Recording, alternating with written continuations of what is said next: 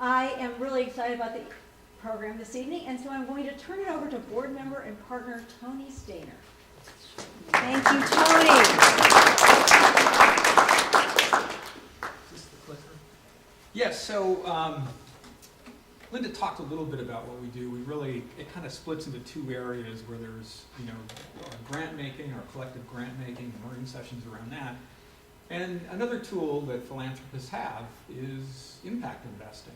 So there are three things that we do in impact investing. The first is we have a working group that meets monthly, and we look at promising social ventures, for-profits, and we make seed and Series A investments. We make 2 to 3 a year. We probably have 8 in our portfolio. We have a couple of markups. So overall, we're ahead of the game. But it's a really fun. It's really energizing. Seeing what all these very cool, generally young social entrepreneurs are out there doing in the front lines, and it's great to be able to come in and invest in them. And then we also have an interest circle which meets quarterly, and the working group is involved in probably the hardest part of impact investing, if you think about it.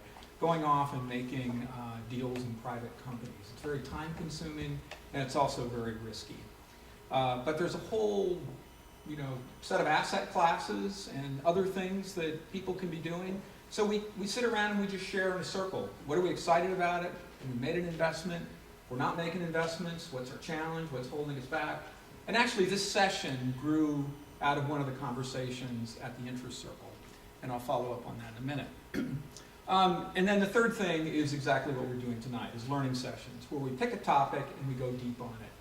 We bring in experts and we have an interactive discussion and try to raise the bar for everybody. So we talked about investing across asset classes. This is one diagram that talks about it in an impact investing context. You could have other things up here, but just to give you a sense. And our session tonight is dealing with public equities up there, and kind of down in the private equity, the social entrepreneurship and seed capital. Those would be the things that we focus on in the working group. But we had a session on public equities before, and we looked at some of the studies from Harvard and Cambridge that Jen will be reviewing again. And people came out and said, "Gosh, looks like you can get index-like returns." But very few people were acting on it. And what was holding them back is when people checked into it, they started looking at the fees, and the fees were higher, and they learned in business school that if you stuck your money in a Vanguard low index fund, that was going to end up beating the market long term.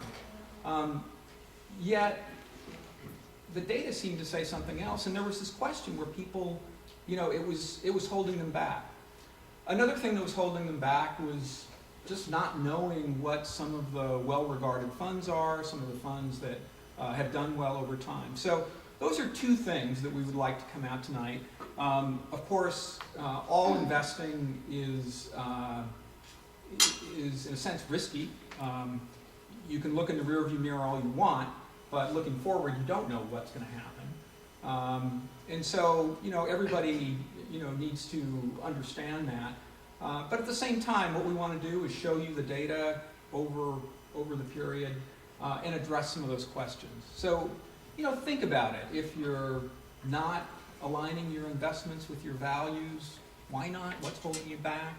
And try to examine some of those questions here. Let's talk about them. We just want to have a dialogue. We have we have not only an outstanding panel, but we have a great audience here. There's so many people here who come with all kinds of investment experience. So with that, I would like to introduce our panel tonight. We have a return visit from Jennifer Kenning. Jennifer serves as the CEO and co-founder of Align Impact, which serves to combine her desire for change across the globe and passion for financial management. So Align serves as an independent, specialized impact advisor to high net worth families, individuals, and foundations, and works along clients' existing financial advisor. So if you love your financial advisor, but they don't know anything about impact, there are a category of people, not many of them, who are out there that work alongside, and that's what Jen's firm can do. In full disclosure here, I am a client of Jen's. Jennifer joined Aspirient in 2002 as an associate in wealth management, eventually leading the charge as director in wealth management in the family office division, and as a member of Aspirient's board of directors. In 2017, she was selected as one of the 16 innovators as part of Investment News Icons and Innovators. She was named 40 Under 40 for Investment News in 2014, and a finalist for the Rising Star for Family Wealth Report. She's got so many accolades. I'm going to cut it short here, but trust me. I mean, she's got a lot of stuff she's doing here. And I'm just going to go straight to the fun fact. Jen's singing career was cut short early on, when in the 4th grade, she was the only girl cut from the chorus. I can relate. I was the only kid in 5th grade who was told to mouth the words at the so, joining Jen on the panel a little bit later, Jen's going to do some slides, and then we're going to have a panel discussion, is Bob Johansson, who is a director and senior portfolio specialist at ClearBridge Investments. He's been in the industry since 1993, working for companies such as Legg Mason, which is a predecessor organization and combined acquired Calvert. Greenwich Street Advisors and Smith Barney. He's a graduate of University of Washington with a BA in English. He loved liberal arts. He also received a degree in financial planning from the College for Financial Planning and has all the letters. You know what they are. So, a fun fact about Bob is that he has been scared before, but it wasn't when he was catching king crabs in the Bering Sea or escaping 9/11 when the second tower was coming down, but when he had to sing Baba Black Sheep on TV as a child. I got it back from the choir afterwards. We won't be singing for you tonight. So it's also my pleasure to introduce Anthony Ames, who is Vice President at Eaton Vance Management and Director of Responsible Investment Strategy, which includes actively and passively managed U.S. and international equity strategies, fixed income, and asset allocation funds. He joined Eaton Vance in 2016 with the acquisition of Calvert, forming Calvert Research and Management, a wholly owned sub of Eaton Vance. Anthony began his career in the investment management industry with Calvert in 1995, and he's held titles such as Senior Vice President, National Sales Manager, among others in his 23-year career. He earned his BA from Wittenberg University and holds the Accredited Investment Fiduciary and Accredited Asset Management Specialist designations in FINRA Series 7, 24, and 63 licenses. And a fun fact about Anthony is that he lives on the coast of Maine and is joining us from all the way out there, and is a beekeeper. So the idea is ClearBridge sort of represents an active manager, and the Calvert funds represent more of the ESG index funds. And Jen is going to take it away. Thank you so much, Tony. Thank you guys for having me back. It's great to be here. Before I dive into why you don't have to sacrifice returns when investing in public equities, I thought I would do a little bit of making sure we're all on the same page. So we're going to talk about different ways you can address the public equity markets tonight. You can divest, which is usually referred to as negative screening, or socially responsible investing, with a more of a divestment movement versus an investment movement. We're also going to talk about tilting towards investing, which is usually you're investing in companies that are actually looking ahead and looking at ESG factors. We look at that as positive screening. Some people call it values alignment. Some people call it ESG investing, or investing with those lenses. Okay, so just so we're all on the same playing field. We look at this as part of the impact spectrum. It's one tool that you have in your toolbox.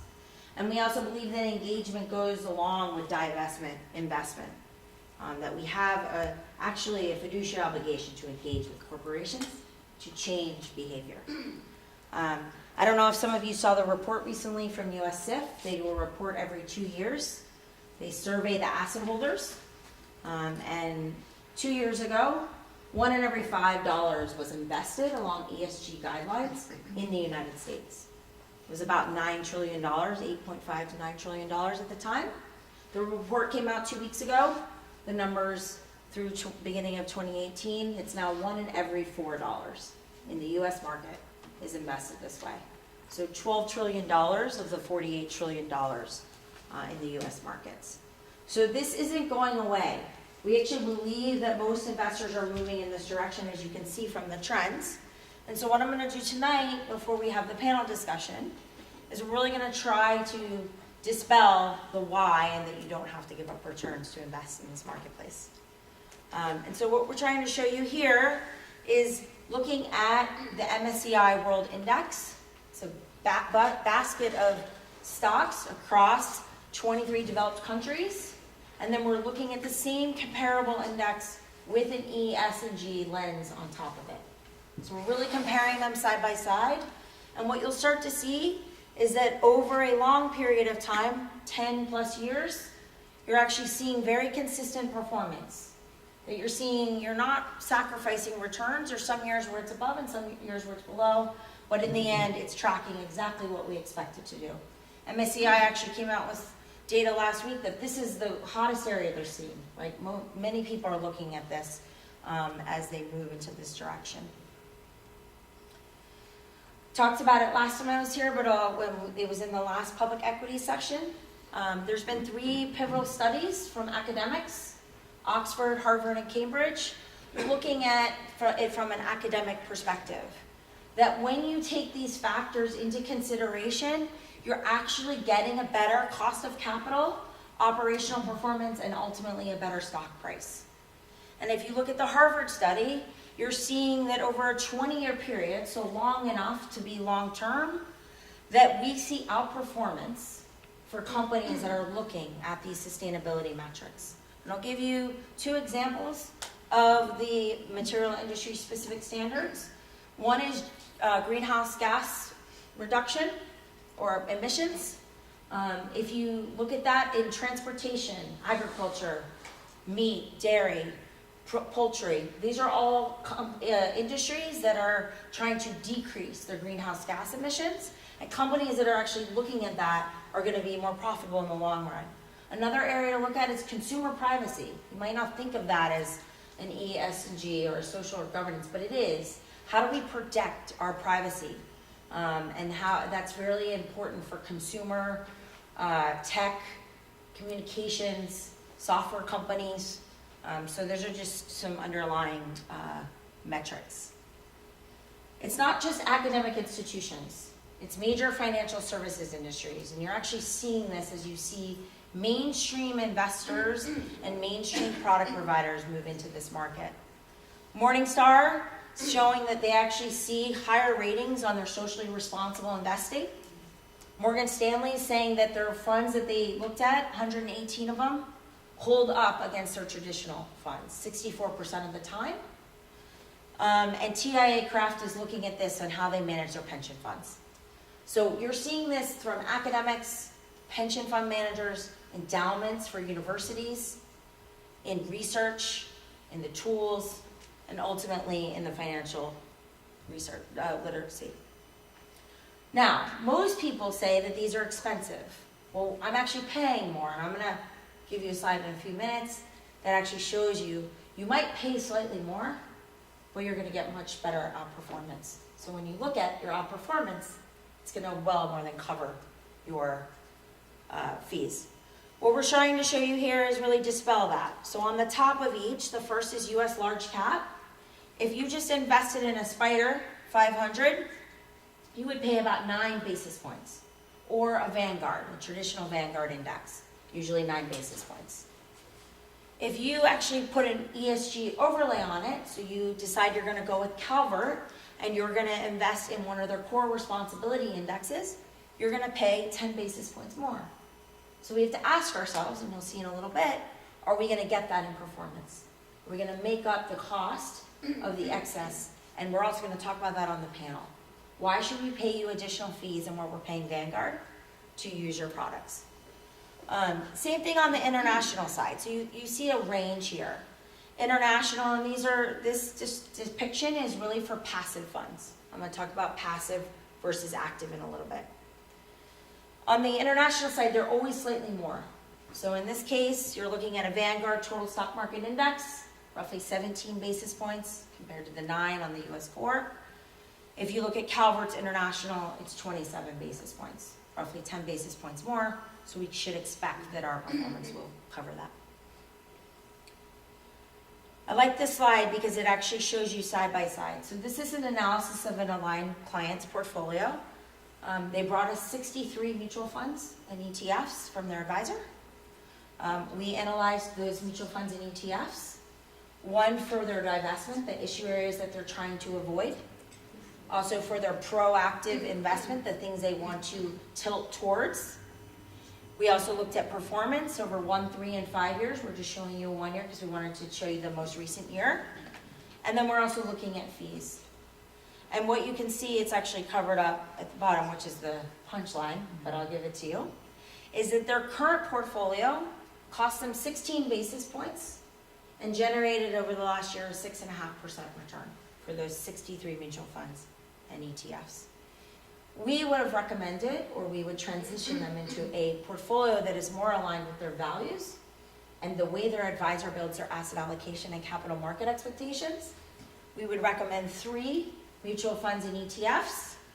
Inside of those 3 funds, the expense ratio is 20 basis points, so 4 basis points higher than what they have today.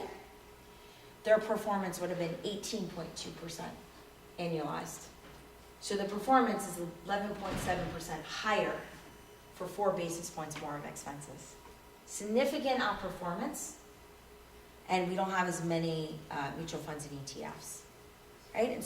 And we're still getting the same exact asset allocation, same exact exposure from a capital markets, small, value, large, growth, etc. Okay, is there any questions so far? I'm happy for you guys to ask questions along the way. And we're going to do Q&A at the end as well. What is it for 5 years? It's about 10 basis points of outperformance. 10 basis points. Yeah. of So outperformance. it really has to be, what are you trying to accomplish? Mhm. It's not about saying the advisor didn't perform, right? The advisor performed with the portfolio they built because the advisor didn't know that they wanted to divest from guns, that they wanted to divest from companies that test on animals that are non-pharmaceutical, right? So it's a learning journey together to say, can we enhance what we're already doing, and can we get the same or better over a long period of So time? it was better, but only just a little better over 5 years as opposed to much better over 1 year. Yeah, and a lot, you're gonna see that, right? Which is why you wanna That's look why at I things asked, in yeah. 1, 3, and 1, 3, 5, 10 years, if you have the 10-year data. Let's talk about fiduciary duty. There's a lot of, myths out there that we're not doing our fiduciary duty and obligation if we invest along ESG guidelines. We would actually say that that's actually not true, that there's actually some merit to taking these factors into account, that we are doing our fiduciary obligation if we take these into consideration throughout the process and in the ultimate investment decisions that we make, right? That we actually are prudent investors by looking at stranded assets and seeing what will those stranded assets actually be worth in the future, and that we would argue, you're actually taking a more prudent fiduciary obligation than by ignoring them. The IRS came out with rulings recently saying that a foundation has an obligation not to generate maximum return, not to reduce the amount of risk, not to generate the most liquidity, but actually to manage all of these factors in alignment with the foundation's mission.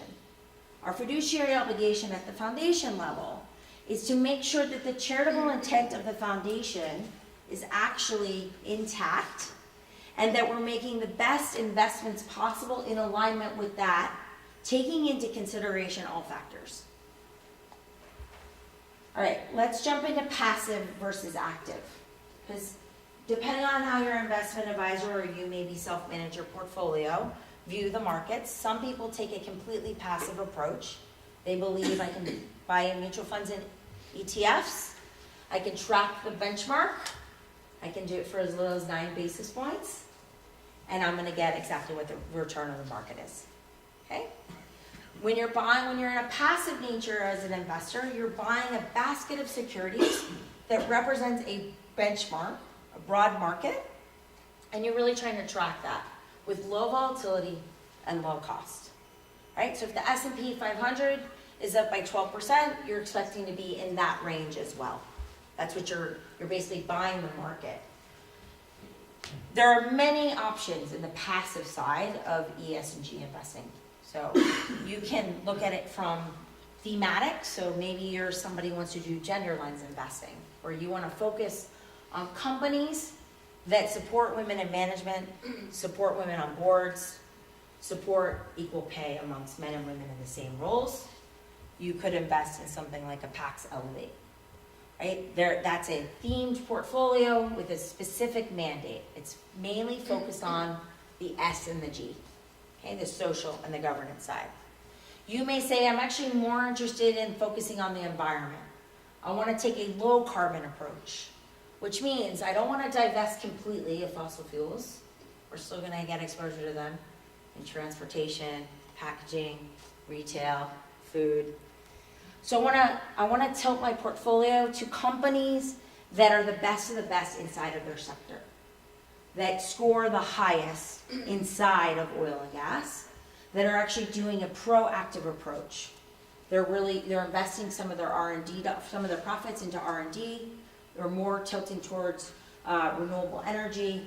They're taking preventative measures to not have spills and cleanups and other things that then cost us money to clean up in the end. And so you're in the third example, carbon emissions, you're taking a low carbon approach versus a complete divestment approach. You could take a complete divestment, which means you would divest of the carbon 200, and you would say, I'm not going to have exposure to oil and gas and extractives. Okay, so you're going to say, I don't want to have that in my portfolio at all, and I recognize that I'm going to have volatility in my portfolio because I'm eliminating that entire sector.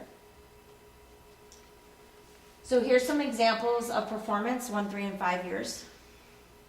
On the bottom, we have the benchmark. So we've taken the most comparable benchmark. On the top, we have 2 different products to show you different options. So Calvert Large Cap Core, and then Nuveen TIA Social Choice Equity Fund. So 2 different styles. You may choose one style over the other for various reasons, based on your divestment or based on what you're trying to accomplish with your values. And what you can see is that you have very similar performance to the benchmark.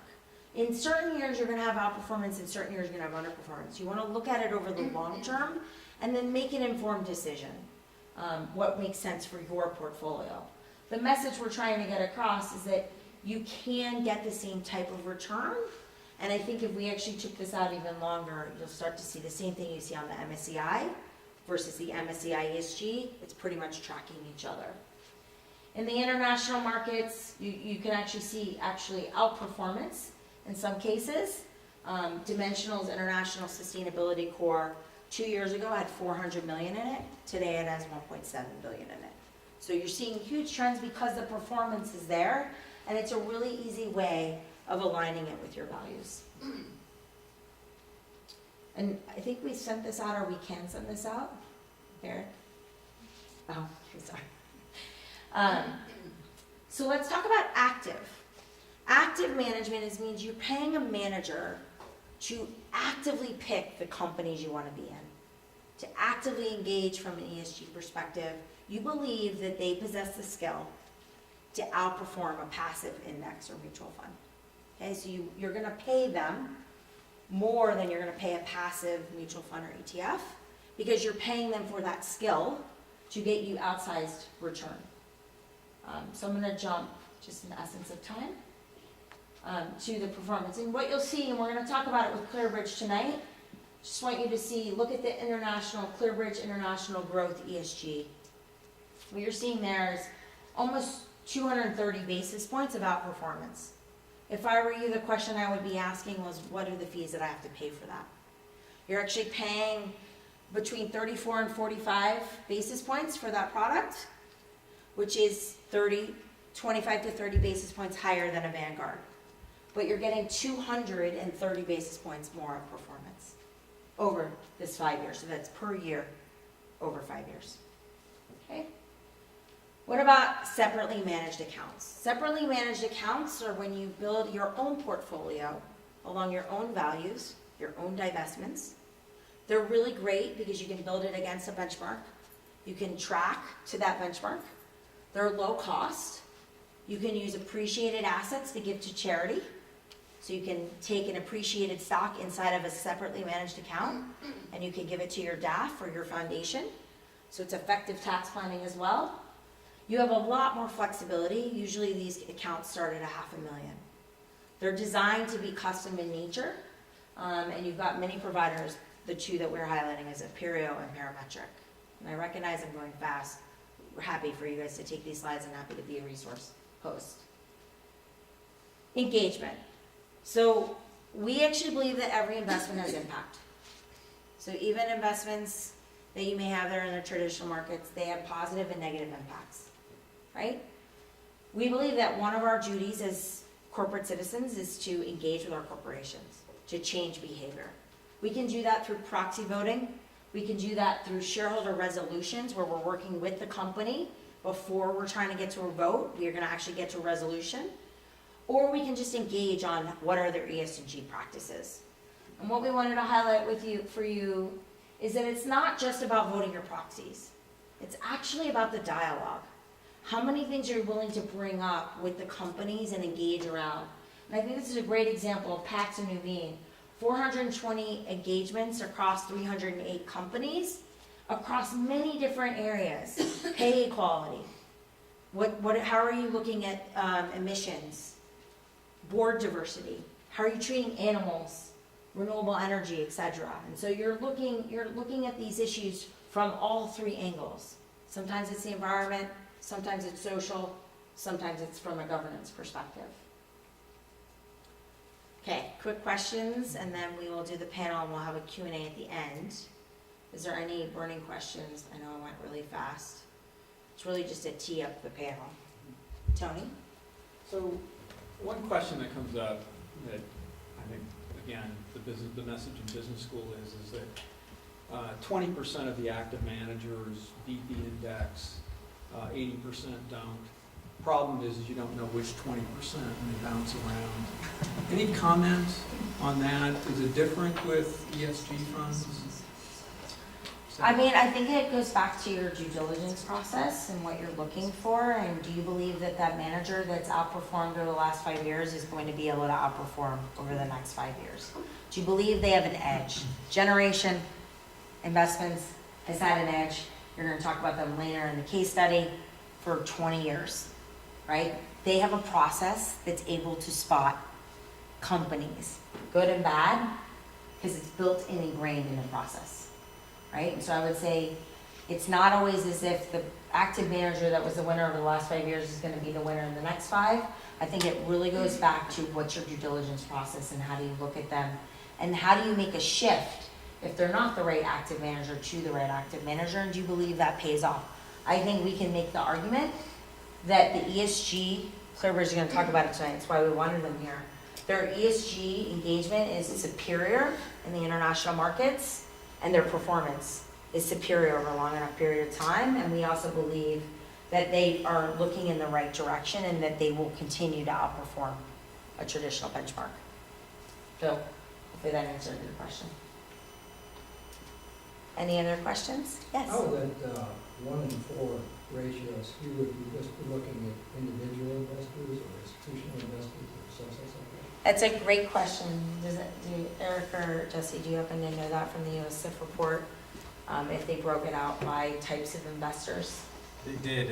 Typically, they were the larger institutions, so they broke them out by endowments, by foundations. Yeah, it was broken out, but it's tough to get to the bottom line numbers of all the entities that they had because they aggregated a lot of different actors. All right, I'm gonna ask Bob and Anthony to come up and join me.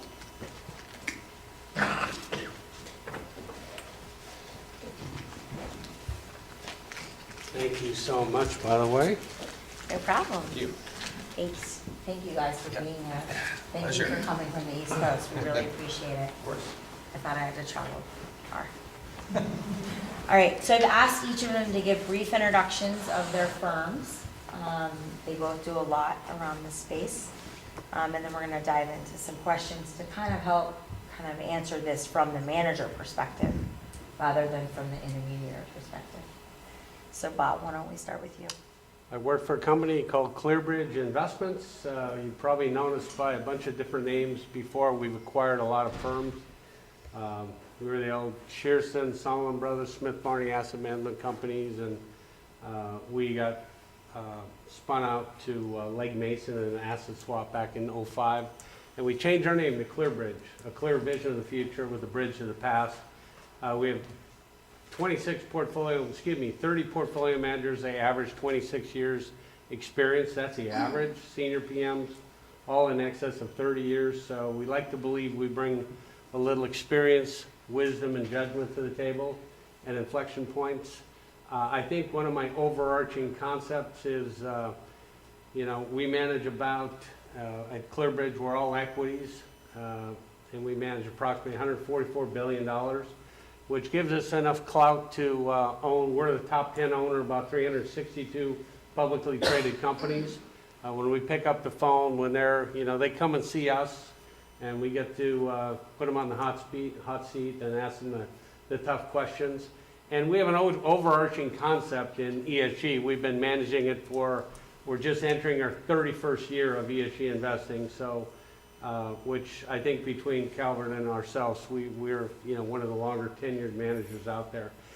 I think the overarching concept in ClearBridge is that the next generation of value creation in the equity markets is coming through the ESG space. That non-financial company behavioral aspects that's making a huge difference in a company's valuation over the long term. Think of the 2-second examples, and I'll stop. But Volkswagen probably realized they made a governance issue that it'll take them years and years, if ever, to live down. They lied, and billions of dollars of stocks were removed. Valuation was removed off the market cap. People will tell me today, I'll never, buy another Volkswagen again because they lied to me. These type of, the 24/7 hyper-transparent news cycle we live in, if you're not paying attention to the ESG side of the equation, how they're treating employees, their processes, creating efficiencies, less raw materials in, less waste going out, interacting with their communities, you're making a huge mistake because we think that's the next value, generation in the equity market. So we're very excited about this space. I always wondered what ClearBridge meant, so now I know. Great, so thank you so much for the invitation. We to be probably here. It's a paid some pleasure. guy money for that. Oh, always, there's always a consultant that makes himself lots of money. I've been with Calvert for 23 years. We're, as Bob indicated in terms of longevity, we're one of the pioneers in this space. Calvert has roots to 1976. Our very first responsible investment strategy, to give you a sense of how these issues have evolved over time, we were the very first investment company to have a policy to not invest in companies that were supporting an apartheid South Africa. So that tells you. Today we're talking about, carbon and civilian firearms and fossil fuel. Back in the 70s and 80s, apartheid was a prominent issue. We manage about $15 billion. All we do is responsible investing. About almost 2 years ago, we were acquired by a much larger Boston-based investment firm called Eaton Vance. So the benefit of that sort of partnership and marriage is that we get to focus on doing the ESG research, environmental, social, and governance research, the shareholder engagement that we do, but we have the benefit of being part of a $450 billion global investment firm. Our motto at Calvert is that we want to make the world a better place, but we also want to beat the markets. And the recipe that we use for building portfolios is to focus on generating competitive performance, because obviously everybody needs to meet their financial goals. The performance is really generated by the research process, and at Calvert it's a comprehensive, principles-based approach to evaluate how companies are managing their non-financial capital. The engagement strategy is critical. You touched on the importance of engagement, so voting proxies, engaging with company management, filing shareholder resolutions when necessary. And then we try to illustrate the progress that we're making on important ESG issues through impact metrics that we're able to now produce on many of our funds. Great, so let's dive in there. Why do you think your approach is so significant, and how do you think investors should view it from the divestment, the investment, and the engagement? Because you are taking a comprehensive approach and you have been for a long time. Yes. Good question, and I think I'll probably put that in the context of passive investing, which I think is what we're talking about here in terms of Calvert. So we're a little bit unique in that we are an index provider, so we actually have a methodology for creating our own indexes, and then of course we have the investment strategies that replicate those indexes. And what we've developed is a research process that is meant to help us evaluate how companies are managing their ESG risks and opportunities. What is foundational to this process is this concept that we refer to as financial materiality. If you do some research in this space, you'll come across this. What we have determined over the years is that ESG issues are not universally important to companies. It might make you feel good to evaluate E and S and G on every company, but the reality is that to maximize the potential of generating performance, you have to isolate the E and the S and the G issues based on what is most important to that company. So a mining company's impact on the environment is going to be really important. You're going to want to put a heavy emphasis on sort of their E performance, but that is not financial material for a bank. What's much more important for a bank is how they're managing their customer data, privacy and security, also how they manage their employees. So you're going to want to put a much heavier emphasis on the S performance. And by doing that, and how we do it at our company is that we evaluate companies' performance. There's enough data out there that we actually have developed kind of a metrics-based system. Back in 2011, only about 20% of the S&P 500 companies issued a corporate sustainability report. Last year, 85% of S&P 500 companies were issuing these reports, so we benefit as investors to be able to have access to much better data. You're able to develop sort of this metrics-based approach that allows you to identify the leaders. And it's the leaders that, of course, we use to create our indexes. Great. Bob, will you talk about your approach to ESG, and maybe you could also focus in on the engagement piece? So Sure. how did you guys develop kind of how you do it from an active standpoint? Yep. And then why the engagement's so important? As active managers, and just, I'm going to make a point a little bit about what you talked about, the benchmarks and all that. There's a lot of companies in the benchmarks we do not want to own. And I'm not trying to pick on benchmarks because they're pretty good for a long period of time. But when you look at a Russell 2000 benchmark or 2000 growth benchmark, 20% of the companies don't make money. You know, you look at the mid-cap index, you've got 40+% don't generate free cash flow. There's companies we just don't want to own within the benchmark. So being an active manager, being able to pick out those companies that we like the financial characteristics, we like the competitively advantaged, uniquely positioned business models. We look at that, number one, in our process. Is this a competitively advantaged business model? Is it unique? Is it differentiated? Is it repeatable? Is it durable? Are there barriers to entry into that business? That's the first step. When we find these competitively advantaged business models, next step, we go to the CEOs, the managers of these businesses. Are they good, prudent deployers of capital? Are they adding value to their business? When they raise the dividend, did they raise it the right amount? When they bought back stock, did they buy back the right amount at the right price? If they're merging and acquiring, is it synergistic and accretive in the first 18 months?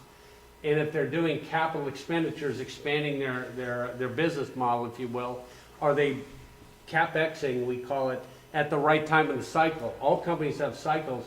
If you CapEx up here at the peak of the cycle and the cycle turns down, you don't get paid for a long time on that investment.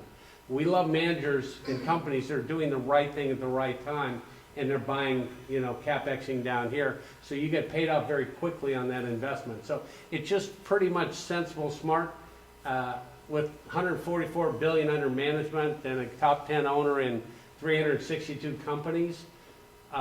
We have at minimum over 1,000 companies a year come to our shop, sit down in front of our research analysts. And one thing that's unique about ClearBridge, we run ESG and non-ESG portfolios. Our ESG process is 100% integrated across our non and ESG portfolios because we think it enhances the research capability. But that sit down, that 1,000 people coming into our office and us going to their office and picking up the phone allows us to engage them in a very repeatable process and discuss where their business is, what they're doing. Are they providing in this competitively, in this time of unemployment being so low and people, it's such a competitive job market, are they providing flex time, daycare, remote capabilities, job sharing to attract better employees? Are they, what are they doing with all of these processes within their systems? Are they paying their employees enough? And I'll give you an example. 130 to 40 million people in the United States of America work in retail. The average hourly wage is $11 an hour. You look at Costco, it's blown that model out of the water. Now, Walmart is shaking in their shoes about this minimum wage concept. And I don't care what Amazon said about minimum wage, they took away all the benefit. They're shaking in their shoes too. Why can Costco pay double that and yet give 86.3% of all their employees, even part-timers, full benefits? It's a better mousetrap. They have a better business model, a better repeatable process. These are the things we get, and we don't, I think the one differentiating thing with Calvert and us, we do a lot of things very similar. We do not do proxy or shareholder resolutions where we're going to take things public to a degree and go head-to-head with the company. We think we get a little more bees with honey by being good with companies. And as a result of that, another thing I think we have a significant advantage over most people is we own stocks on average across our entire complex 7 years. You know what the average equity manager owns stocks for these days? 14 months. They don't care what a company's doing on diversity. They don't care about any of that. Board makeup, their waste, efficiency. They don't care. When you all own a company for 7 years, I can tell you, we care. We are in alignment. These companies love us to invest in because we're sticky assets. And when we get their ear, we see changes that are material to that business and add value in a significant way. And that's what we're trying to do. Businesses can be a force for good, and I guess investors have a chance to examine and amplify that. And by investing in ESG companies and managers, you have a chance to do that, to make a difference. We talked about apartheid in South Africa. That was a catalyzing effect. That was a catalyzing event for the world, got together and said, enough of this. We're not going to stand for this anymore. And we did something good together. Now there's a lot of other battles to be fought, and at ClearBridge, and I know Calvert, they're going to be in there swinging away with us. So it's a good thing to be looking at this. We can't tell you, it's probably as timely as it's ever been. Yeah. Anthony, will you talk about your engagement, maybe from a different perspective, as well as how you believe you're aligned on the fiduciary side with RIAs, family offices, foundations, that you're really taking that fiduciary approach? Yep, great. So engagement is really an important, so we think all investors should be engaged. We think responsible investors in particular really have an opportunity and a duty to do that. And there really are three tools in the shareholders' toolbox. So there is voting proxies, and you touched on this obviously with your presentation in terms of the number of times you can either vote in support of or against shareholder resolutions. We're always amazed when you hear about some of the largest investors out there, even ESG strategies, where they basically just don't vote proxies in alignment with ESG resolutions. And so by just voting with management every time, you're voting against gender pay equity, you're voting against a check on executive compensation, you're voting against carbon emissions and setting reduction targets for greenhouse gas emissions. I mean, it's really unconscionable. So, and just to give you a sense, it's a lot of work. So I think on our portfolios, we voted on about 44,000 shareholder proposals just this last year. And 42% of the time, we actually voted against management. You touched on Trillium up there on the slide. They have a tremendous track record as well. So the bottom line is that we're carefully considering with the question, is it about board independence, is it about board diversity, and we're voting in support of all those resolutions. So I think that's step number one. Step two is then engaging with companies, and Bob touched on this, where you actually establish a dialogue with the management of a company to try to, A, push for more transparency on an issue, and B, actually push for progress on an issue. We have a number of engagement themes that are sort of a little bit evergreen, so clean water, clean energy, disclosure, better gender diversity, and business ethics, and global supply chain issues. But then this year we've also focused on civilian firearms issues, the opioid epidemic, cybersecurity. So the third tool in the toolbox is to actually file a shareholder resolution at the annual meeting.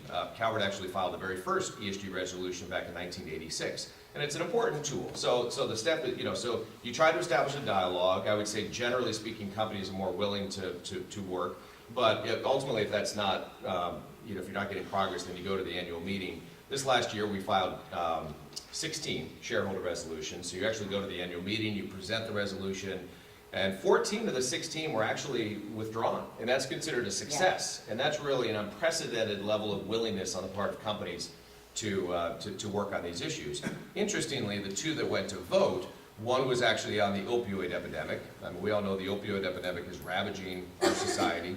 Over 60,000 people died of opioid-related causes 2 years ago, more people than the U.S. lost in the Vietnam War all those years.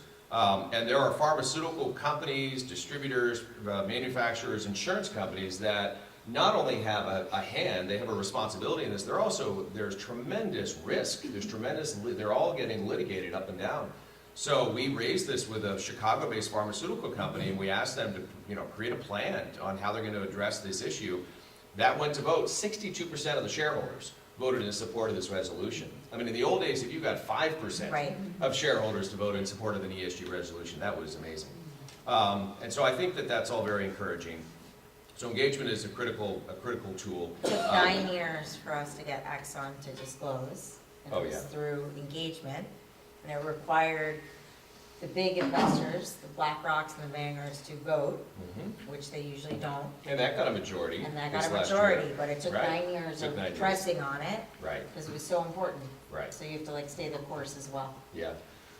Just quickly on the fiduciary rule, I mean, there was a bulletin that came out of the Department of Labor earlier this year. In our view, it's very sort of politically motivated. It seems like every couple of years these bulletins come out.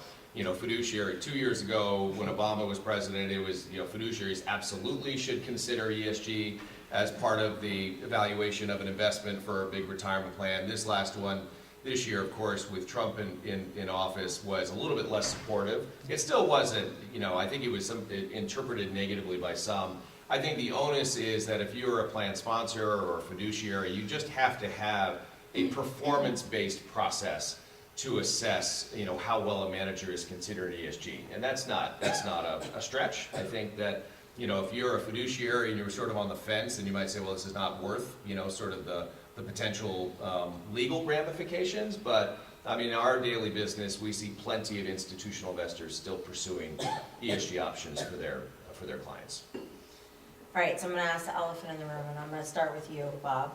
Active management. So why should investors pay for active management, and why are your fees justified? Well, we do an awful lot of work for our investors, and I'm not trying to brag, but it seems like a little bit of a good moment. We outperform. Our large cap growth, and I'll just pick on the S&P, we've outperformed year to date 1, 3, 5, 7, 10, 15, 20 versus the S&P 500. Our all cap growth 1, 3, 5, 7, 10, 15, 20. Our international growth, we've outperformed that index year-to-date, 1, 3, 5, 7, 10, 15, 20. I would say, why wouldn't you pay a little more to outperform? Number one, and the key, you mentioned it earlier about SMAs, you have transparency, you have control. You can actually see companies coming through and you might go, I hate that company. And I'll give you an example. This business we're talking about is not easy to do. It's not easy to do at all. And you might think even the most basic things are black and white. And let's just use tobacco. Right? Anyone remember a little company years ago called Sara Lee? Yeah, maybe their cakes were not good for us, but you know.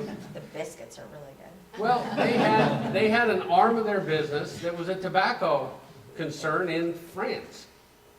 So, okay, so what do you do with that? How do you invest that? Because we actually avoid, our investors, I would say 98% say, we don't want to own tobacco, alcohol, guns, gambling, and nuclear.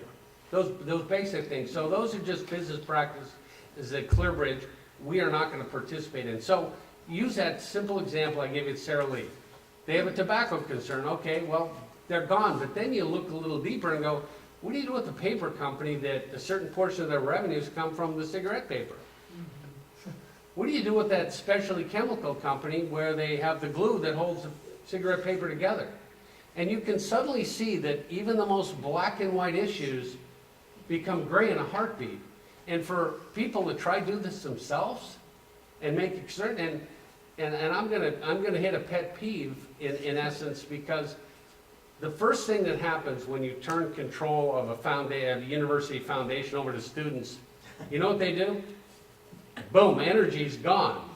As they fly off to spring break, as they fly home for Thanksgiving, as they drive their Mustangs around campus, as they paddle in their plastic kayak. I mean, I'm telling you, we don't have anything without, I mean, Greenpeace doesn't have its canoes and boats and rubber rafts. We got to be real about some of these things. So what we do, and I'll just give you a couple examples on some concerns. So we do participate in some of our portfolios in the energy space. But we look for companies that are doing the right thing. And we found a company called Pioneer Natural Resources, doing business in the Permian Basin. They just made a deal with the city of Midland to use their wastewater for the next 20 years in their field operations. The city of Midland gets rid of its wastewater. The Pioneer takes it over. They get $110 million for this.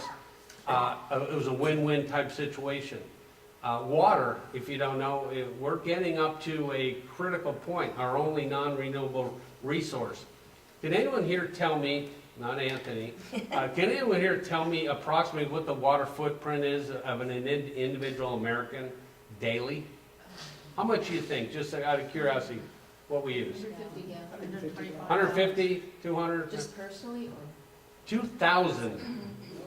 2,000 gallons, because we're looking outside and looking at this from the big picture. A single avocado, 660 gallons to grow. A t-shirt, Chrissy's t-shirt right there, I'm kidding. Cotton t-shirt, 713 gallons to produce.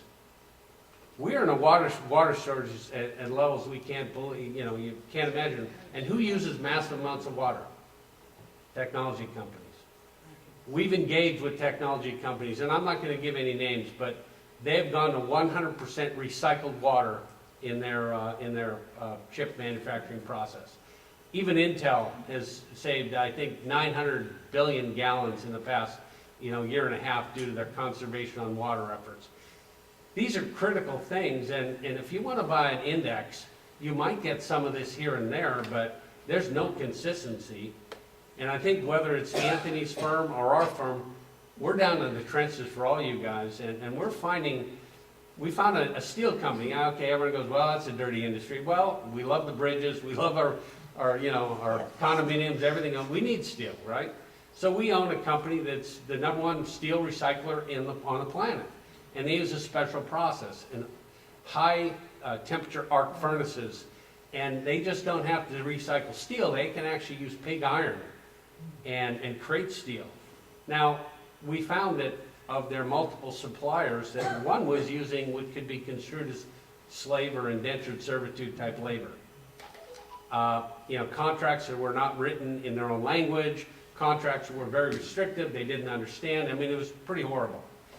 So what we did is we engaged that company, and first of all, they kind of freaked out when we walked in and told them this, and, they snapped to that engagement that company has created what we call Impacto now. It's a standard of doing business with them and treating their employees and all of this that is now an industry standard. So all of these engagements and all of these on-the-ground processes we have in place, fees become an issue in the absence of value.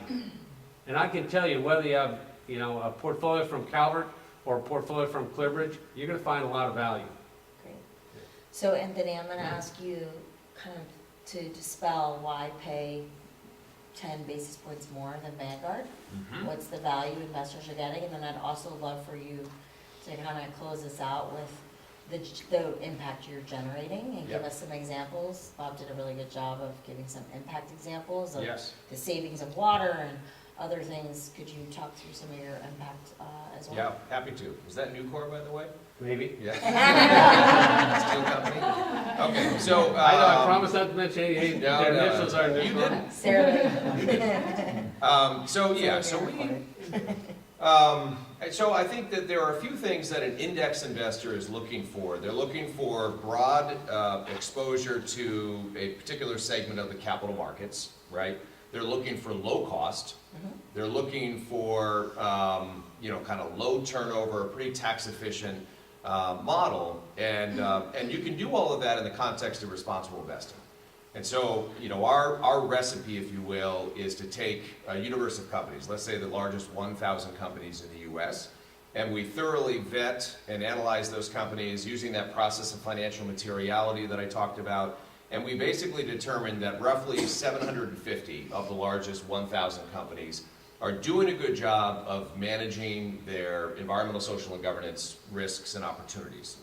They're part of the solution. And that bottom 250 companies, we found some sort of risk in their business that we think is not something that we want to participate in and invest in. And so we structure the portfolio based around the 750 companies. We then, and of course all that is very passively and implemented, as you would see any sort of index provider. And then we engage with these companies. We vote all those proxies, all those 44,000 proxies. We carefully consider all the questions. We'll establish dialogues with company managements, and then we'll file those shareholder resolutions. I think a lot of index investors, they come from the position of being a universal owner, right? So a large institutional investor is saying, listen, I need exposure to this part of the market. I'm going to own these companies for years, decades. And so that's where we think that engagement strategy is so important, because with an active strategy, you can make a decision to move out of a company and go find another company. But with a passive, as long as that company is doing a good job of managing their ESG risk, then you're going to want to really be that active and engaged investor. And then what we're able to then illustrate back to clients is what kind of impact are we actually having with these companies. And so and I think what you alluded to are these impact metrics that we're now generating on many of our strategies, including the indexes. So that's 750 companies. That's the subset of the Russell 1000, which is the broad benchmark for U.S. companies. It's the largest 1,000 companies by market cap. Our index is generating 40% lower carbon emissions than the Russell 1000. It's generating 73% lower toxic emissions. There's no exposure to tobacco. There's no exposure to civilian firearms manufacturing. There's no exposure to gambling. There's minimal exposure to fossil fuel reserves, companies that own fossil fuel reserves on the balance sheet, where there's this concept of stranded assets. So we would argue you're getting tremendous exposure. Your ESG footprint is much better than the broader benchmark. And then back to performance, and yes, we are slightly more expensive. There's 10 basis points. Everybody knows what a basis point is. It's 1/100%, right? There are 100 basis points in a percent. The 10-year performance of our index of these 750 companies currently for the last 10 years through October We've generated about 13.88%, and the Russell 1000, that broader benchmark that has all that exposure, is about, I think it's 13.42. So even though it's slightly more expensive, the index is actually outperforming by 46 basis points over that time period. So 36 net of fees. Correct, 36 net of fees. Annually. Annually, right, Over 10 over years. 10 years. Great. So I think that's the important thing to consider. Tony's gonna walk us through a case study for 5 minutes, and then we're gonna do Q&A with the panel. So I'm gonna turn it over to him. We're gonna stay right here. Great. I had the pleasure of running into Richard Fay, who runs the Capricorn Investment Group, and he put me in touch with Bill Oram, who runs the public equities strategies, among other things. And so they were kind enough I told them about this event, and they said, hey, we're open kimono here, we'll tell you what we've been doing. I should also say that in putting these things together, it's always better when you have an asset owner. These guys have done a tremendous job, but this is kind of the proxy for that. So imagine that I'm Jeff Skoll for a minute, okay? So anyway, the Capricorn Investment Group is the investment arm of the Skoll Foundation and Mr. Skoll's personal assets. They've been doing value-aligned investing since 2005, divested in fossil fuels in 2008, and currently about half of the public equities portfolio is either values-aligned or sustainable. On average, over that period, they have returned an outperformance of 100 basis points a year, which is not bad. It's mixed, though, which I think is an interesting takeaway. Generation is about 450 basis points above. There's another renewable infrastructure strategy that is a couple of hundred basis points above. There are two funds that are pretty much tracking the index, sort of 10, 20 basis points above or below, and then there's one that's actually underperforming. So, kind of one takeaway on this is if you have the resources, it probably wouldn't hurt to do a couple of different funds and let it average out. And he was very clear that he fundamentally believes what these guys believe up here, is that if you are taking these ESG factors, these risk factors into account, that over a long time period, you are going to outperform the market. It's a strategy. So his view is it's not a wash. His view is it's a strategy that will beat the market over time, and they have been successful. On the impact side, again, he was very, very frank with me. Socially responsible investing is kind of negative screening. And then when you get into ESG, you're starting to look at these factors. From the SRI side, he said the returns were a wash, so he did not see the outperformance on the SRI side. His view on the impact side is that it's very little with the socially responsible investments. Although he did see some on the ESG side, especially when you're aggregating this in a large way. And with now $1 in $4 being invested this way, you can imagine there is some impact. His view on the voting proxies, he's kind of like, that is your duty. Whether your values aligned or not, you should be voting those proxies. So he doesn't count that on the impact side. And he's saying, yeah, you got impact on shareholder engagement, but that is your duty whether your values aligned or not. And then I thought he had a couple of examples on deeper impact. I don't think there are any people with the assets of Jeff Skoll in the room, but he was able to sponsor a global renewables infrastructure fund himself that he kind of put up the investment capital, took some other people, but I think he organized and spearheaded it. And that was additional and impactful. And then there are funds that are relatively new called Value Act and Inherent that are taking large positions in a small number of companies, taking a board seat, and deeply engaging with those companies for impact. So if you're looking for deeper impact, and again, I think the minimums to get in here are probably pretty high, but I mean, I think it's just another example of the kinds of things that people are doing with public equities and trying to move the needle on the impact side. So that's that. I did also want to say that in putting this together, I came across a case study that is relatively new for the Russell Family Foundation. The Russell Family Foundation began doing values-aligned investment about 5 years ago. I think they went from 7% to 74% over that time period. They're about half in public equities.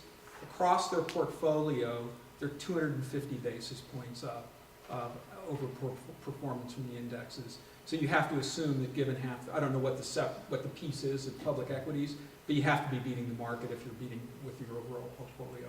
And I'm happy to send that around. It's actually a very interesting case study, and I'm happy to include that with materials. So, Yes, and if you're interested in the Harvard, Oxford, or Cambridge studies, if you leave your card on the table, we'll send you the link to those reports as well as a follow-up. Yeah, my question was, I didn't quite understand the first impact point that you made relative to what, Anthony, you talked about with respect to impact. Are we talking about it in two very different ways here? So the terminology is kind of a problem in this area. And I'm using the terminology that Capricorn used, that some people use, that I don't think. Yeah. I would say the classic example of impact investing is private investing. Private equity, community investment notes, not publicly traded securities. The impact metrics that I was talking about is the impact sort of footprint of investing in publicly traded companies. So same word, but two different connotations. And then the other nuance is this idea of socially responsible investing, which is a negative screen. It's that you just take the alcohol, tobacco, firearms out of the portfolio. You're not doing any weighting. You're not looking for the good actors in the fossil fuels sector. So ESG is looking at all these companies and looking at those risk factors and then constructing a portfolio. So it's well beyond a negative screen, and they're going to overweight some things and underweight, and it's just a much more sophisticated view of risk rather than just a simple negative screen. And again, the SRI, the socially responsible investing, there are a group of people that will look at that as just a negative screen or maybe a positive tilt. Sometimes you hear that. And ESG is just a much deeper look at that. What I thought I took away from yours was saying that they could go to the next slide. The previous The one that says, Oh. so that the impact was little. They're that saying- And sustainability funds, so it sounded like they're saying little impact, but in aggregate could. They're more saying that they don't believe that social responsible investing is high impact, that it's little Saying impact and from their sustainable. perspective. Right, but Yeah. and sustainability funds, they're lumping the two Yeah. together. And they're just saying, so there's over 300 funds that would call themselves ESG funds. And what they're saying is not all of those are gonna be great impact stories. They're just putting that label on them, right? There's a little bit of impact washing, for lack of better words. I think when it comes to impact investing, you have to define it for yourself. A lot of investors don't believe you can do impact investing in the public markets, right? They believe it's a different type of investing. We at Align are like, that's for the individual investor to define for themselves, because only you know if it's impactful enough or not, and you have to define that, right? So you may look at his greenhouse gas emission reduction and you may say that's not enough, or the 900 billion gallons of water, is that enough? Again, you have to look at some spectrum. And I think impact investing is very attractive to people if you can identify the projects that you're supporting that are actually doing something to make the world a better place. So for instance, we have a green bond fund. Green bonds is something that is becoming much more common. And, every green bond investment is, building some sort of, supporting a project that is actually doing something to address environmental remediation efforts, or water systems, or renewable energy, geothermal. We actually invested in a Honduran geothermal project recently that, believe it or not, essentially is backed by the U.S. Treasury. It's a very interesting kind of international development agency. So that's something that's very impactful. Jennifer? Sorry, I was going to ask Tony, was there any conversation about the types of metrics that they look in terms of evaluating? In other words, the same sort of metrics you talked about as this is a less greenhouse gas intensive portfolio relative to the benchmark. This is a better supply chain, et cetera. Did they do any, is there any sort of format along those in terms of measurement? I didn't ask him about his metrics. I assumed he's having those conversations with the funds and taking what He the is. funds give him. We know him well. Okay, all right. And they're very open to sharing kind of what they've learned and how they've built their portfolio over time. So are there particular types of metrics that they focus on? In other words, there's tons of metrics to focus on. Yeah, and I think if you actually look, generation alone is gonna have a ton of metrics that they're looking at. So I think their approach is more, we look at what our managers are focused on. We're not asking them to report on additional metrics that they're not already reporting on. When we evaluate them as a manager to put them in our portfolio, we're looking at what are they tracking, and we believe that what they're tracking is what's important to us as well. Does that make sense? Lisa? So, point taken on impact being defined by the individual. But I think when people are looking at funds, there's a real difficulty in how do you compare across funds? Because in that case, you're not having perhaps that 100% control of, you actively manage maybe a little bit more, but still, you don't have that 100% control. So, and both of you obviously can talk about your metrics, but how are people supposed to, with a normal fund, you can look at return, you can look at risk. These are just very clear across the board type metrics. The impact piece is that piece that's very difficult for Yeah, people to it think is. about. Yeah.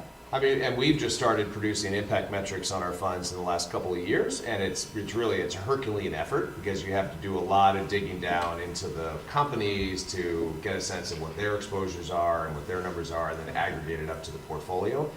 We think that at some point here, probably in the next few years, investors are just going to expect any sort of ESG responsible fund to have some sort of reporting beyond just the traditional financial performance reporting. And so, we've tried to get sort of ahead of that. We think that, it's fair, totally fair, I think, for investors to say, okay, well, they talk about this ESG process, and there's been tremendous, I would say, evolution on the data. The data is much better than it's still not perfect, but it's better.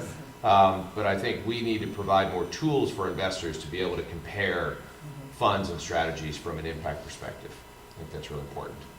And how much, you said there are 350 funds now, so how much do you break out the E, the S, and the G, or are they all just sort of this pool of ESG? It's a big Well, spectrum.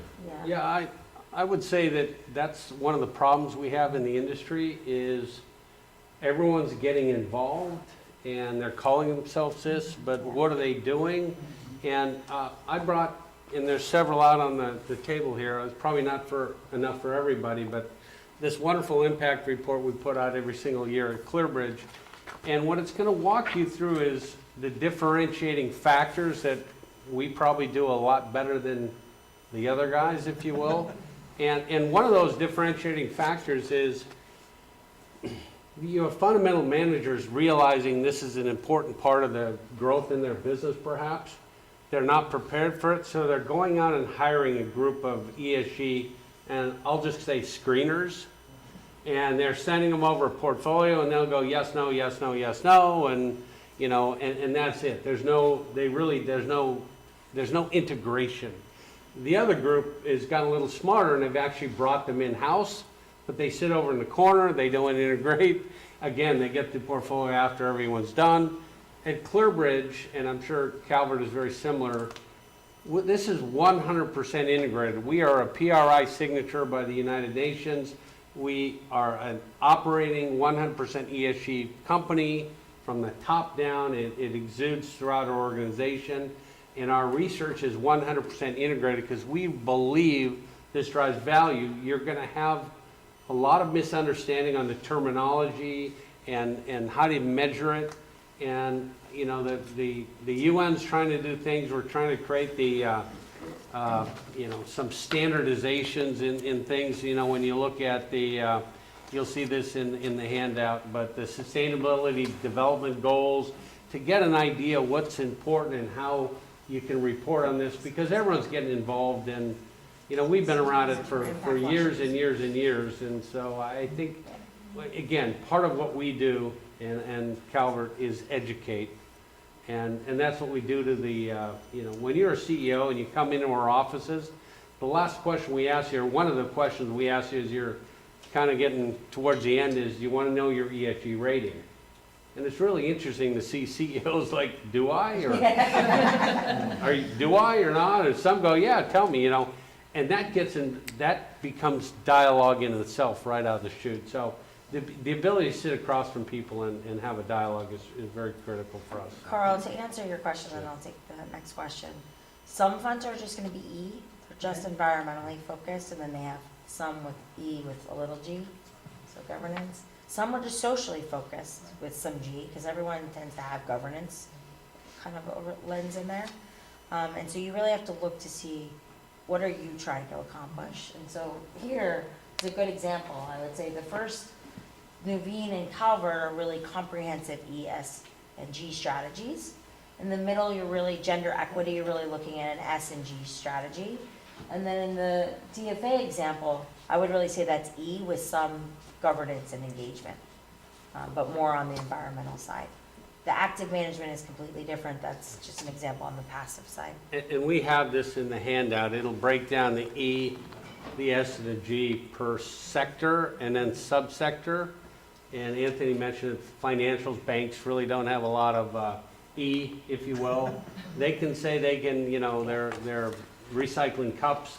But what's important about the banks is the money that they have, is it getting exposure across their entire community and marketplace to people that need the money, or is it just going to the fat cats on the hill? Or is it investing in the Keystone Pipeline? The Keystone Pipeline, no. So, you know, this will give you a little guideline on the importance that we look at the E, S, and G, and every subsector is different, as you can imagine.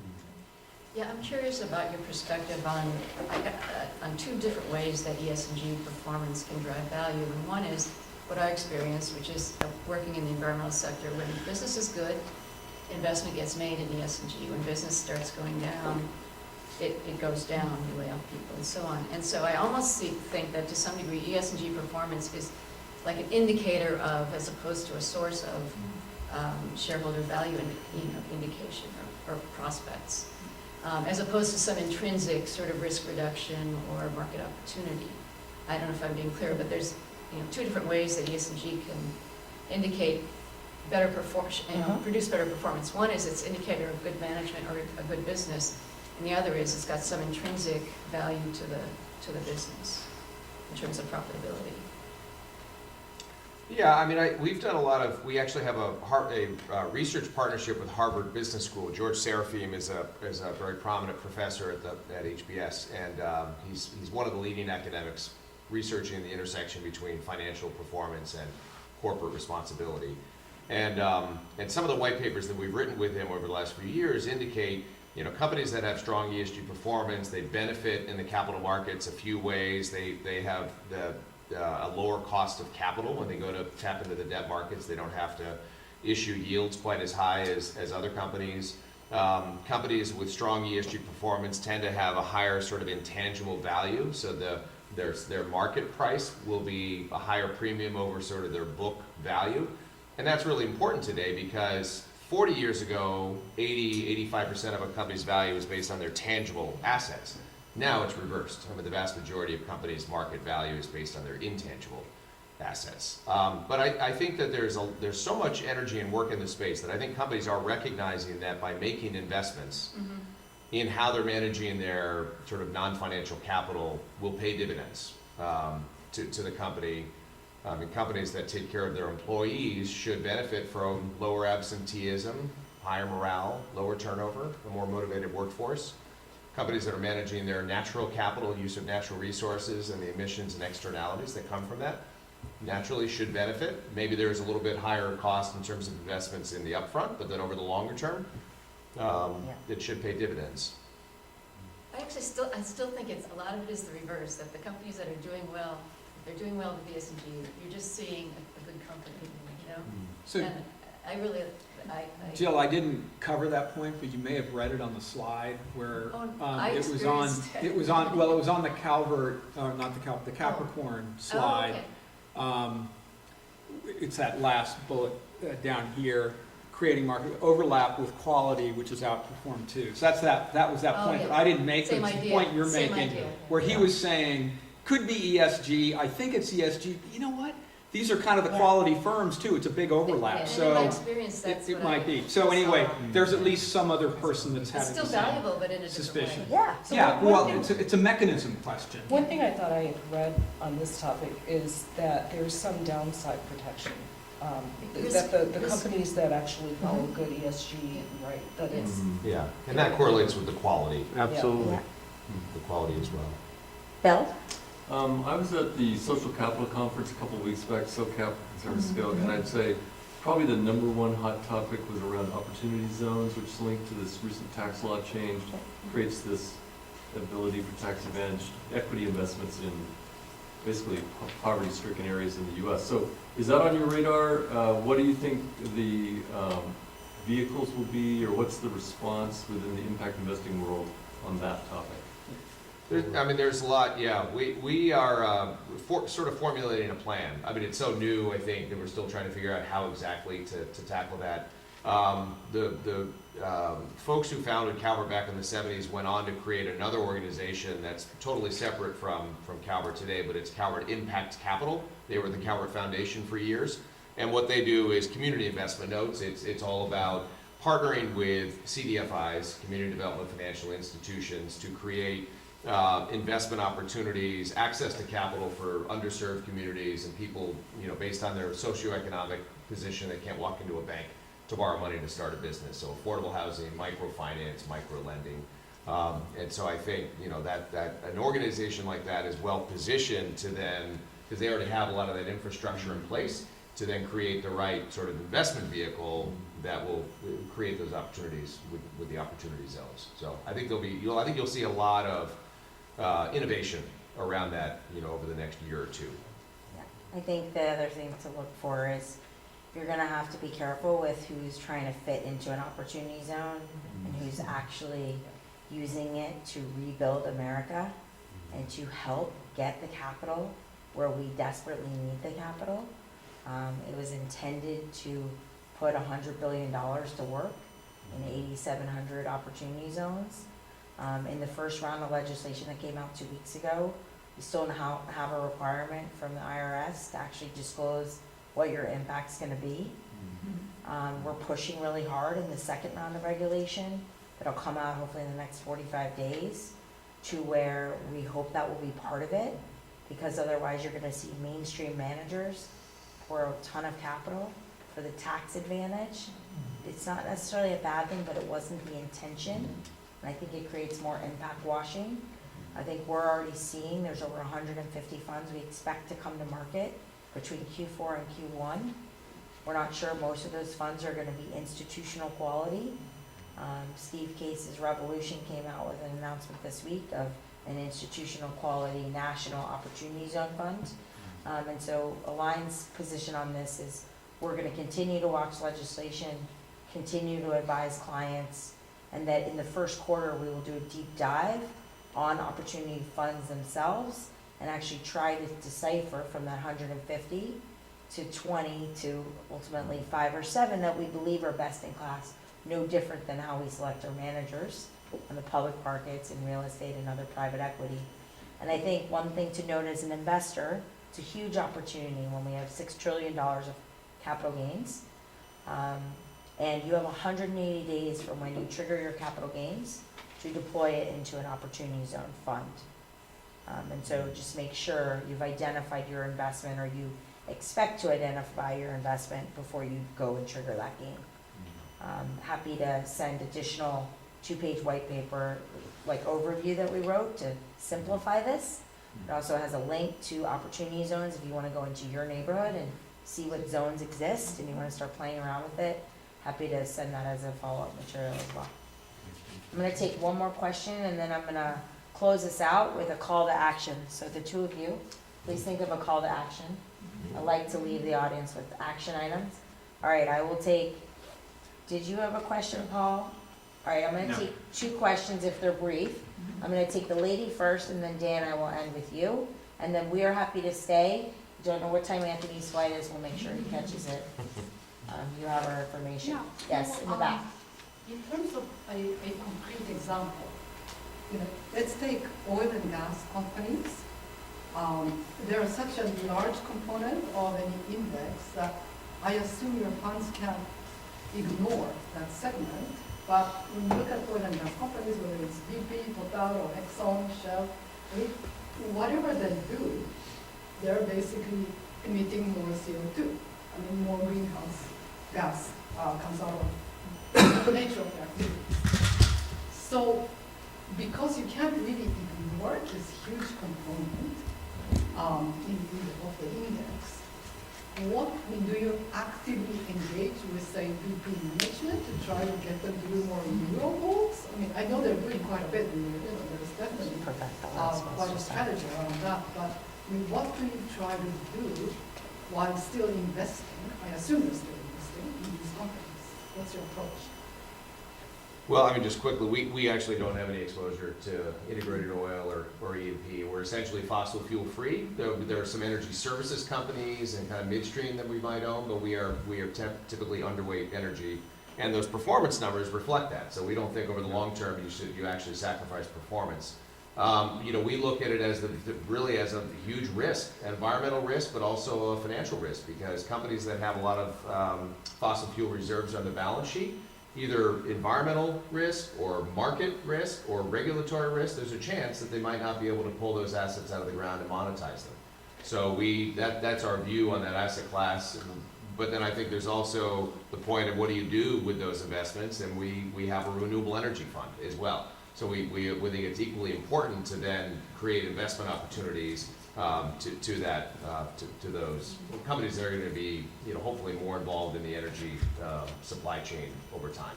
Did you say underweight, or you don't have any? We don't have any companies that own fossil fuel reserves, so we are several percentage points underweight in the energy sector, because not all those companies own fossil fuel reserves, but we have no exposure to reserves. And we have no integrated oil per se. We do have some oil service companies, and one of the companies we own is a little company called National Oil Well Varco that's doing an amazing job on the safety side of the rigs and platforms, etc., automating the processes, less accidents, less problems. They're also big, less problems out there, and they're also big sellers and providers of blowout preventers, which is one of the ways to help. We also own a company that actually is a driller, and we think they're the best driller in the world, in Anadarko Petroleum. And they drill on average an extra $150,000 cost per well, because they put extra pressure sensors, blowout preventers, concrete, everything in there. They're so good at what they do that, to give you an idea, the state of Pennsylvania, whenever they have a project, Anadarko gets the first right of refusal. So until we totally come up with again, we're investors, we're trying to make money, and until we come up with a way where alternative energy actually makes money, and we tried, not we, but you see what happened when the government tried to get in the solar business, with Cylinder and all that. I would say there's no pure play in ESG, period. And I use an example of Ben & Jerry's. As much as I like their products, they're going to have employee disputes, they're going to have community disputes, their products are delivered by carbon burning fuel burning trucks. They have waste going out the door, raw materials coming in. There's just no pure play. And so if you feel really strongly about energy, I would recommend invest for max return or avoid that completely and donate money to the causes you care about. We're trying to give investors a bridge where you can align your goals and missions and objectives and values in a way that actually can make money as well and do over time a good thing. And that's really what we do at ClearBridge. Dan, is your question a quick one? Yes. If someone has something like S&P 500, they're considering moving to something that you guys would offer, what are the 1 or 2 funds all of you would suggest that person to look at? The reason I'm asking for 1 or 2 funds is there's an overwhelming number of options on each of your sites. And so what are the ticker symbols I should go tomorrow and look up? But only 1 or 2 of them. That's a call to action. A little bit of legal risk for Yeah, us as well. I Take don't. that one? Yeah, I don't have any, we don't have any funds per se that you're gonna look. We do SMAs, separately managed accounts, that give you control, transparency, and you can avoid things and do, you've got some customization there. And that would be our large cap growth ESG and our international growth ESG, which I think we're on the board a bit ago. Take that one. The very top one, You can take my card, Dan, and I'll give you the ticker symbols. For Calvin. Yeah, I mean, the funds of ours that are up there are fine. I mean, they're good, they're good, they're great strategy. I mean, they're kind of our flagship index strategies, well-priced, competitive performance, Calvert compelling- US Large Cap Core. compelling impact metrics. I think that's a good place to start. Yeah, thank you. All right, rapid fire, Thank you. quick. Oh. Call to action. I think that everybody should consider how they're invested today. I think that, for years, for years, our industry sort of served values-oriented investors. Investors who lived their lives a very particular way, and they saw this as a way to economically express their values. And we're happy to continue to serve those investors. I think what we're also attracting, though, are profit-seeking investors. Investors that think that companies that are managing their non-financial capital, which is increasingly connected to their financial performance, that those are the companies that are actually positioned to be very competitive leading companies. And so, the misperceptions that I hear all the time is performance isn't as good, can't build a diversified portfolio, Expensive. you're not having impact, and all of those are absolutely, put to bed, I think, with this. So I think about how you're currently invested and opportunities you have. Rapid fire. We are very, very, very excited about the equity markets over the next 20 years. You're going to see paradigm shifts coming down and creating levels of opportunity we haven't seen. Paradigm shifts are things like electricity, internal combustion engine, flight. And the 3 we see in the next 12 years will be artificial intelligence, it'll be blockchain technology, and it'll be a combination of robotics and virtual reality. You're going to see opportunities in the equity markets we haven't seen. And for you to be able to get in front of those opportunities with a firm like ours and literally do it in a ESG type format is going to be fabulous. And finally, my 2-second final comment is equities are the best way I know to participate in the residual of innovation. Equities are the best way to participate in the residual of innovation. So we're excited about what's going on in for the next 20 years in the equity markets. We're excited about ESG, and we're excited to hopefully do business with all of you. And my call to action would be know what you own. Everything you own has impact. Ask your advisor or look at one mutual fund, ETF, or company you own and see what you actually own, like what's underneath the hood. And then look for a resource if you don't have one, or use the online tools to find an alternative that might be comparable and be open to exploring that. So thank you so much for staying 5 minutes late and for your great participation, and we appreciate the opportunity.